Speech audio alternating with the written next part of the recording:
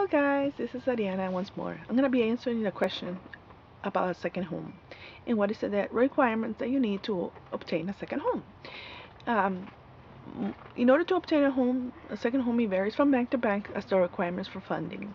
Of course, if you don't need no funding, you could just go ahead and purchase your home. But if you do need the funding, it tends to be 10 to 15% of the amount that you will borrow, and that's what the bank usually requires.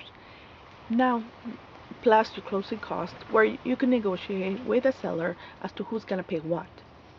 That's always negotiable. Now, a second home usually tends to be 50 miles away from your current home. They don't let you buy a second vacation home very close to your property. It makes sense because it's supposed to be your second home.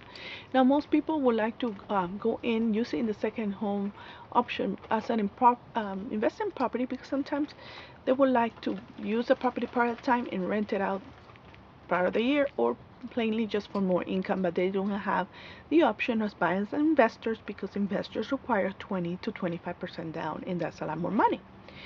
Now, and that's an option for you. You could go ahead and buy a second home, and once you already have closed on the property, go ahead and rent it out, either part of the year, like a vacation home, or rent it out as investment property.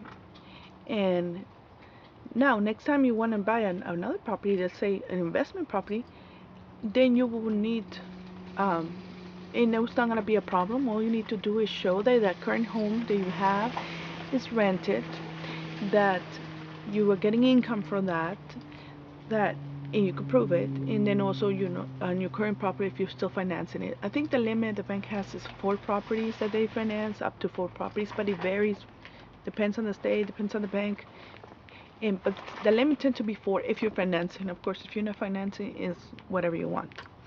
I hope this has helped. And it is a very realistic avenue people take in order to buy a secondary home as income, because a lot of people do not have that kind of money unless you already been planning to buy a second property, and therefore you would have to have that kind of money. Now, to have, I know it's logical, but I will go ahead and tell you, let's say on a $75,000 property, and it's an example, it will be 7,500 what you need to put down. And like I said, it depends on the amount that the bank will lend you. Usually it tends to be 10%. Now, also the terms of the loan tend to change, and they're not 30-year loans. They tend to be 10 to 15 years loans because they don't want you to pay it endlessly. They don't want you to have this loan forever. So the terms are less years for the most part, but it varies from bank to bank, and you will have to ask those questions to your mortgage lender. Remember, it is important for everything you're going to purchase to have a mortgage lender that can work with you. Until next time, I hope these have been able to answer your questions.